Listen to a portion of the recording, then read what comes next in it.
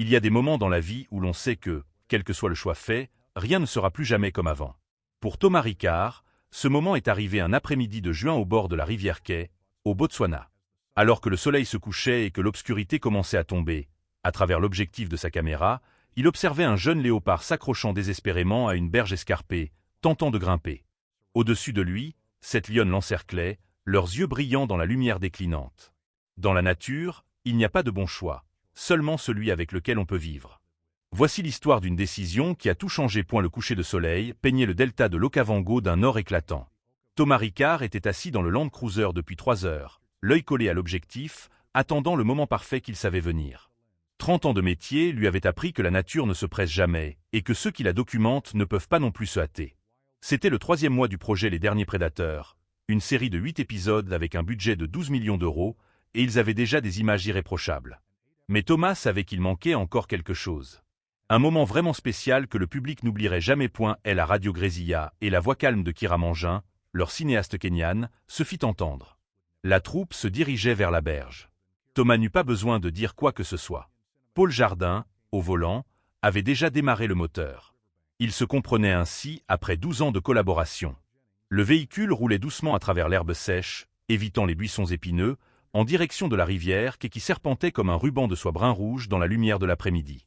C'était l'endroit préféré de Thomas, là où l'eau avait érodé les berges pour former des murs de terre presque verticaux de 3 mètres, couverts de racines et d'herbes sauvages, une scène à la fois brute et immaculée. À travers ses jumelles, Thomas les vit. 7 lionnes alignées le long de la rivière, comme des statues dorées dans la lumière de fin d'après-midi, avec grandes cicatrices au milieu, une balafre courant de l'oreille au museau. Thomas suivait cette troupe depuis 6 semaines, connaissait chaque lionne individuellement, leur personnalité, leur manière de chasser et de vivre. Mais leur comportement ce jour-là était inhabituel. Elles ne chassaient pas, ne bougeaient pas, se contentaient de regarder fixement la berge. Thomas ajusta ses jumelles, zoomant plus près, et alors il le vit. En bas, sur la berge escarpée, sur une petite plateforme de boue où l'eau s'était retirée, un jeune léopard tentait de grimper. Âgé de 4 mois, son pelage doré tacheté encore doux, ses griffes raclant la terre et les racines pour trouver une prise. Le cœur de Thomas battit plus vite, non pas d'inquiétude ou de peur, mais de l'excitation d'un artiste sachant qu'il assistait à quelque chose de rare. Il fit un signe de la main. Paul arrêta le véhicule à 30 mètres, avec une vue parfaite, et sans un mot, les 3 membres de l'équipe commencèrent à s'installer. Caméra principale sur trépied, caméra de secours sur l'épaule de Paul, le drone de Kira descendant pour survoler la scène. Tout se passa en 20 secondes, silencieux et efficace, comme une orchestre ayant répété 1000 fois. Thomas regarda à travers le viseur, ajusta la mise au point, et l'image apparut nette jusqu'au moindre détail. Le jeune léopard aux yeux écarquillés de peur, la bouche ouverte, haletant, la berge couverte de marques de griffures de ses tentatives précédentes. De la boue collée à ses pattes, son visage, son petit corps tremblant, non seulement de peur, mais d'épuisement. Dans son oreillette, la voix du docteur. Robert Fèvre, leur conseiller scientifique, demanda à voir l'angle du drone. Kira changea le flux, et quelques secondes de silence passèrent avant que le docteur Fèvre ne parle. C'est le petit d'Ombre. Thomas marqua une pause dans son esprit. Ombre était un nom qu'il n'avait pas entendu depuis 2 ans. Une magnifique femelle léopard qu'ils avaient suivie dans un projet précédent. 8 semaines de tournage avec des images de chasse, parmi les plus belles qu'il ait jamais filmées. Ombre avait 2 petits à l'époque, et maintenant, l'un d'eux était là, sur cette berge, en train de mourir. Thomas sentit quelque chose se serrer dans sa poitrine, non par émotion, mais parce qu'il savait que cela compliquerait tout. Quand on connaît l'individu, quand on a passé du temps avec lui, la ligne entre observation et intervention devient floue, dangereuse. Sur la berge, grande cicatrice s'avança au bord, sans hâte, sans inquiétude, observant avec le calcul froid d'une stratège née. Les 6 autres lionnes tenaient leur position, bloquant toutes les voies de fuite le long de la berge. Ce n'était pas une chasse opportuniste, mais un siège planifié. Le petit léopard recula vers la plateforme de boue, prit son élan et sauta, ses griffes raclant la terre. Cette fois, il grimpa plus haut, à mi-hauteur de la berge, les 2 tiers, ses pattes arrière trouvant une prise sur une racine saillante. Il se hissa, centimètre par centimètre, ses petits muscles saillants sous son pelage mouillé. Dans l'oreillette, Thomas entendit la respiration de Paul, plus rapide que d'habitude, plus tendue. Le petit léopard approchait du sommet, à seulement 1 mètre du sol plat. La racine sous ses pattes tenait bon, et il semblait qu'il réussirait cette fois. Mais alors, l'argile humide céda. La racine se détacha de la berge, et pendant une seconde qui parut une éternité, le petit léopard resta suspendu en l'air, ses 4 pattes battant pour trouver une prise, avant de tomber. 3 mètres plus bas, sur la plateforme debout, un bruit sourd mais distinct. Il resta immobile quelques secondes tandis que Thomas gardait la caméra stable, enregistrant tout avec professionnalisme et objectivité, mais à l'intérieur, quelque chose en lui se brisait. Le petit léopard se releva lentement, la patte arrière légèrement repliée, peut-être blessé. Il secoua la tête, de la boue volant, puis regarda la berge et les 7 lionnes toujours là, silencieuses comme des pierres. Paul se leva, ne dit rien, posa simplement sa caméra dans l'herbe et marcha vers le véhicule. Thomas comprit immédiatement ce qui allait se passer.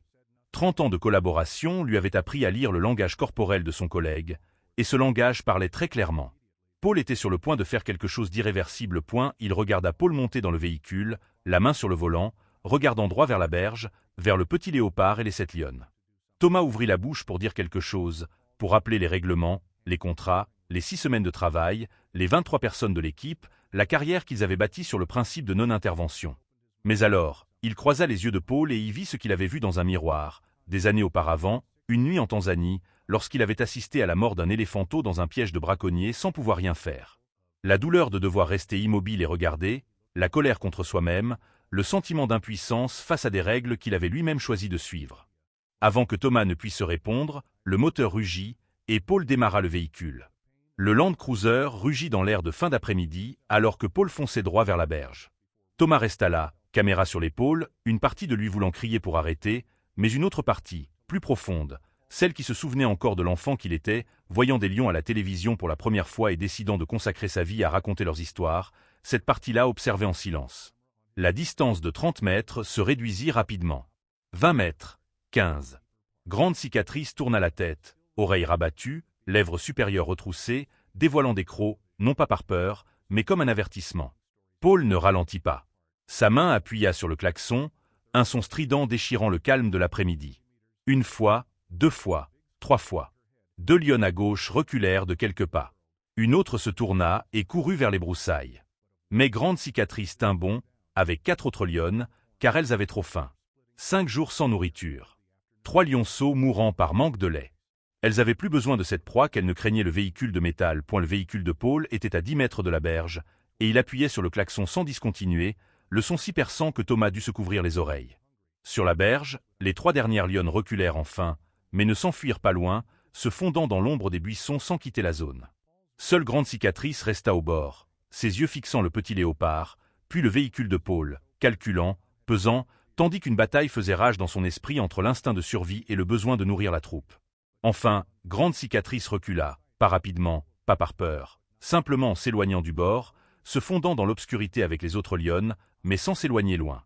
Thomas pouvait voir leurs ombres parmi les buissons à 20 mètres, attendant et observant point en bas de la berge, le petit léopard restait immobile, regardant le véhicule, ne comprenant pas ce qui se passait, sachant seulement que la menace avait temporairement disparu. Le véhicule de Paul s'arrêta juste au bord, et il ouvrit la porte, sortit, une corde du coffre à outils à la main. Il allait descendre, sauver le petit léopard à main nue. Thomas courut vers Paul depuis 50 mètres, son pied se prenant dans un trou d'herbe, mais sans tomber.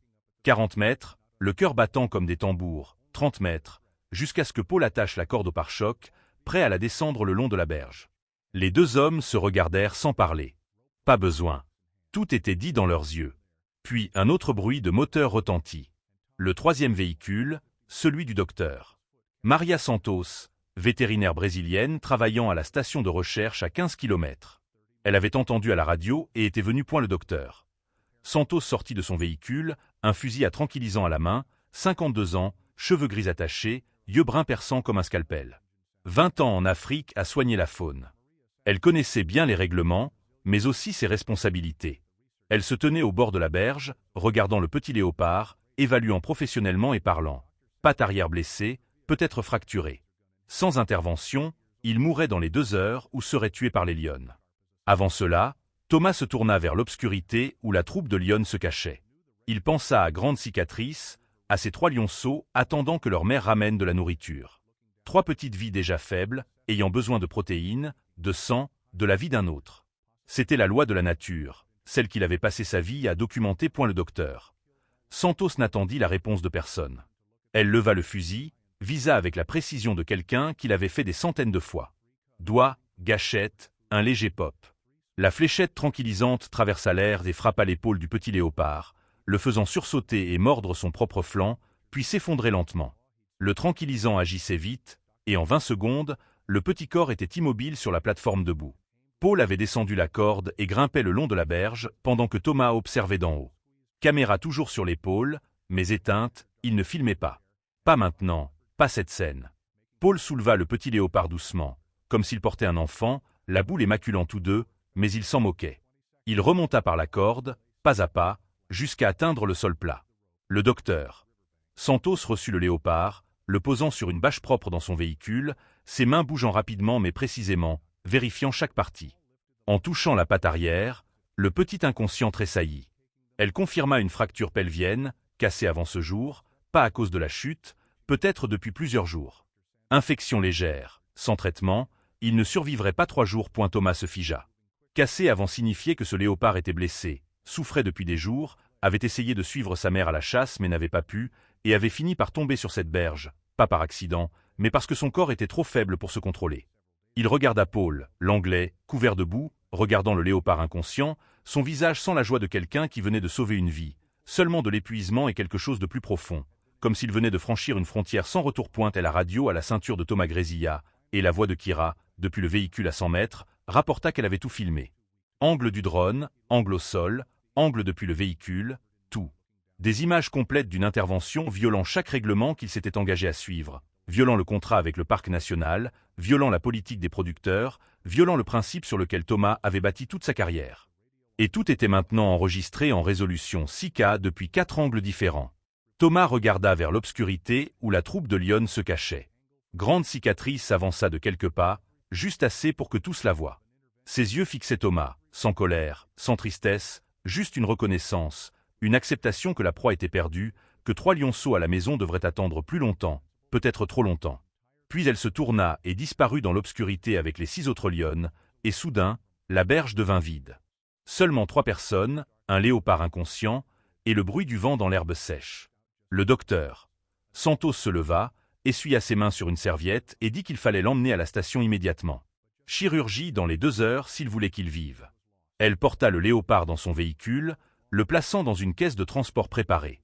Le moteur démarra, et le véhicule s'éloigna, laissant un nuage de poussière dans la lumière de fin d'après-midi. Thomas et Paul restèrent au bord de la berge, regardant le véhicule jusqu'à ce qu'il disparaisse au détour d'un virage, personne ne parlant, le vent soufflant plus fort, le soleil presque couché. Enfin, Paul parla d'une voix rauque, demandant ce qu'il en était des images.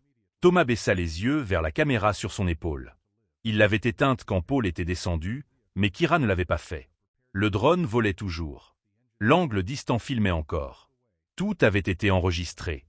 Il ne répondit pas, se tourna et marcha vers le véhicule. Paul suivant, chaque pas plus lourd que le précédent. Retour au camp, il faisait nuit noire, et les 23 membres de l'équipe attendaient. Ils avaient entendu à la radio. Ils savaient ce qui s'était passé, et ils savaient ce qui allait arriver. Thomas s'assit sur une chaise pliante près du feu de camp, ouvrit son ordinateur portable et vit un courriel du bureau. Ils avaient vu les images que Kira avait téléchargées sur le cloud. Il voulait parler immédiatement. Il lut le courriel, referma l'ordinateur, regarda autour du camp les visages familiers, des gens qui avaient voyagé avec lui à travers déserts, jungle, savane, des gens qui avaient passé des mois loin de leur famille pour raconter des histoires sur la faune. Et maintenant, à cause de la décision d'une personne, tous risquaient de perdre leur emploi. Cette nuit-là, personne ne dormit. Ils restèrent autour du feu en silence, chacun perdu dans ses pensées sur ce qui s'était passé et ce qui allait suivre. Le lendemain matin, le chef des gardes du parc arriva avec 3 véhicules et 6 personnes. Ils avaient vu les images. Ils savaient que la loi avait été violée. Il dit à Thomas que le permis de tournage de l'équipe était révoqué. Ils avaient 24 heures pour quitter le parc, et l'équipe était interdite de filmer au Botswana pendant 10 ans. Thomas écouta sans discuter, sans expliquer, car il savait qu'il n'y avait rien à dire. La loi était la loi, et il l'avait enfreinte. Quand le chef des gardes partit, Thomas se tourna vers Paul, et les 2 hommes se regardèrent. 30 ans d'amitié, 12 ans de collaboration, et une décision qui avait tout changé. Paul parla le premier, la voix épaisse et rauque, s'excusant d'avoir tout gâché. Mais Thomas secoua la tête. Pas la faute de Paul. La faute des 2, de toute l'équipe, de tous ceux qui avaient choisi de rester et d'observer plutôt que d'empêcher. Ils firent leur bagage en silence, 3 véhicules chargés d'équipements et d'espoir brisés, quittant l'Okavango dans l'après-midi sous un soleil éclatant, comme si rien ne s'était passé point sur la route vers la ville, Thomas reçut un appel du docteur Santos. Le petit léopard avait survécu à la période critique après 3 heures de chirurgie. Le bassin reconnecté, mais il ne guérirait jamais complètement. Il ne courait jamais aussi vite qu'un léopard normal, ne pourrait pas chasser, ne pourrait pas vivre dans la nature. Il devrait rester au centre de secours à vie. Thomas la remercia et raccrocha, regardant par la fenêtre du véhicule l'immense savane et se demandant s'ils avaient vraiment sauvé quelque chose ou simplement changé la manière dont une vie se terminerait. 3 jours après leur retour en ville, Thomas reçut un rapport du docteur Fèvre. Il était retourné dans la zone de la berge pour surveiller la troupe de Lyon, et ce qu'il vit déchira le cœur de Thomas. Grande Cicatrice et la troupe avaient tenté de chasser 4 fois en 3 jours, mais tout échouèrent. Elles étaient trop faibles, leurs réflexes lents, leur coordination mauvaise. La 3e nuit, les cris des lionceaux s'affaiblirent, et le lendemain matin, 2 des 3 étaient morts. Le docteur Fèvre trouva leur corps dans la tanière, petit corps rigide par manque de lait et de nourriture. Grande Cicatrice resta près des corps de ses petits toute la journée sans bouger, la bouche ouverte, haletante, les yeux vides, fixant l'espace. La troupe s'était dissoute. 4 lionnes partirent rejoindre une autre troupe. Seule Grande Cicatrice et 2 jeunes lionnes restaient avec le dernier lionceau survivant. Thomas lut le rapport 3 fois, chaque lecture plus lourde que la précédente, et finalement referma son ordinateur avec des mains tremblantes. 2 vies échangées contre une vie qui ne pourrait pas vivre libre. C'était le calcul que personne ne voulait faire. Mais il était trop tard pour changer. Elle s'assit dans sa chambre d'hôtel, regardant par la fenêtre l'agitation de Gaborone, la vie moderne étrangement distante du monde sauvage qu'il venait de quitter, et se demanda s'il méritait encore de se dire conteur de la nature alors qu'il était devenu partie prenante de l'histoire, en ayant changé la fin. Les images devinrent virales en 1 semaine après que Paul les eut publiées sur ses réseaux sociaux. 2,3 millions de vues en 6 heures. Des milliers de commentaires se divisaient en 2 camps clairs. La moitié encensait Paul comme un héros ayant sauvé une vie innocente. L'autre moitié les critiquait pour avoir interféré avec la nature et causé des conséquences imprévues. Des organisations de conservation de la faune envoyèrent à Paul plus de 50 offres d'emploi. Des chaînes de télévision voulaient des interviews. Des magazines voulaient des articles. Mais Paul refusa tout, restant silencieux dans son appartement à Londres, ne répondant à aucun appel, y compris ceux de Thomas. Netflix licencia Paul et suspendit le projet. 8,4 millions d'euros dépensés devinrent des chiffres insignifiants dans des tableurs comptables. 6 semaines de travail par 23 personnes se dissipèrent en fumée. Thomas fit face à un choix. Soumettre toutes les images à Netflix pour qu'elles soient enterrées selon l'accord de confidentialité, ou les publier indépendamment et violer le contrat. Il réfléchit à cette question pendant 3 semaines, regardant et re-regardant les images du premier au dernier jour. Et là-dedans, il vit une histoire, pas seulement celle d'un petit léopard et d'une troupe de lionnes, mais celle d'une collision entre la compassion humaine et les lois cruelles de la nature, de la fragile frontière entre observation et intervention, du prix payé quand l'émotion l'emporte sur la raison. Et elle décida de publier les images indépendamment sous le titre Le Dernier Plan, éthique de l'observation, les postant sur YouTube avec une explication écrite complète de ce qui s'était passé et de ses conséquences. La vidéo reçut 47 millions de vues en 3 mois, devenant l'un des documentaires les plus controversés sur l'éthique en photographie animalière. Des universités invitèrent Thomas à enseigner. La fondation du film sauvage l'invita à parler d'éthique professionnelle, mais rien de tout cela n'effaça l'image de Grande Cicatrice assise près des corps de ces 2 lionceaux dans la tanière. N'effaça pas leurs faibles cris cette dernière nuit. N'effaça pas la vérité qu'une décision humaine avait changé le destin de nombreuses vies dans la complexe chaîne alimentaire de la nature. 6 semaines après la publication des images, le docteur Fèvre envoya à Thomas un rapport final. 2 lions mâles errants avaient envahi l'ancien territoire de la troupe, attaquant Grande Cicatrice et les 3 lionnes restantes.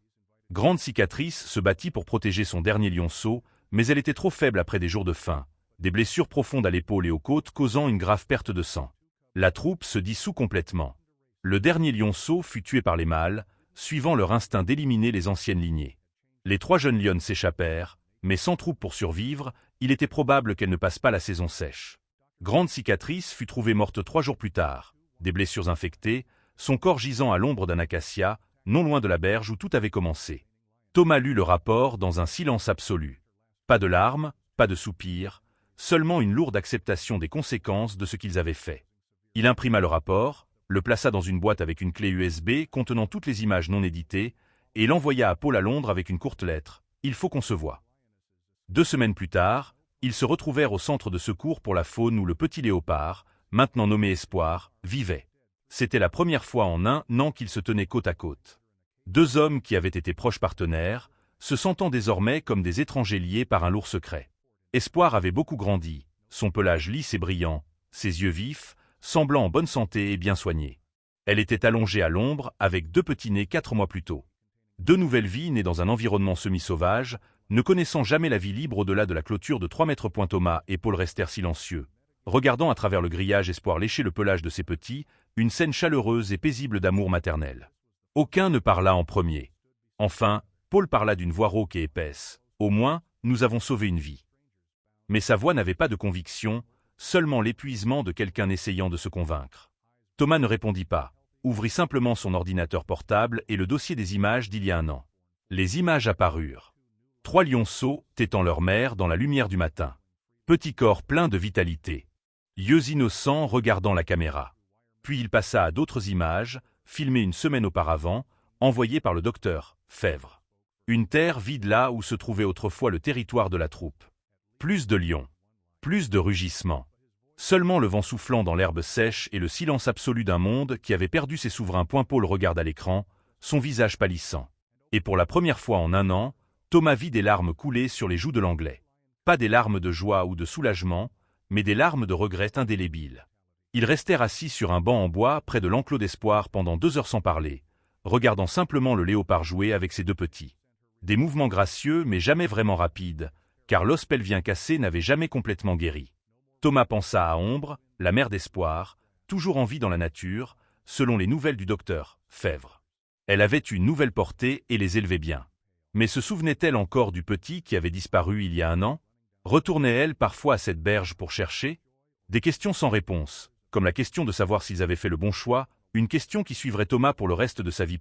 Alors que le soleil commençait à se coucher, teintant le ciel d'orange et de rouge, exactement comme cet après-midi il y a un an dans l'Okavango, Paul demanda à Thomas ce qu'il en était de l'avenir, s'ils pouvaient encore travailler ensemble, s'ils pouvaient revenir à ce qu'ils faisaient autrefois. Thomas resta silencieux longtemps, regardant Espoir une dernière fois, le léopard maintenant reposant avec ses 2 petits à ses côtés, une image parfaite de paix en captivité. Puis il se tourna vers Paul et secoua la tête. Pas parce qu'il ne pardonnait pas à Paul, mais parce qu'il ne pouvait pas se pardonner d'avoir laissé tout cela arriver, de ne pas l'avoir empêché à temps, d'avoir fait partie de la décision qui avait tout changé. Ils se séparèrent à la grille du centre de secours avec une brève poignée de main. Pas de promesse de rester en contact, pas de plan pour se revoir, seulement une reconnaissance silencieuse que leur relation de 30 ans s'était terminée avec le projet Okavango. Thomas s'éloigna du centre en voiture, regardant dans le rétroviseur Paul encore debout, seul dans le coucher de soleil, sa silhouette rapetissant jusqu'à disparaître complètement au détour d'un virage. Un an après ce jour, Thomas reçut un courriel du docteur Fèvre avec de nouvelles images.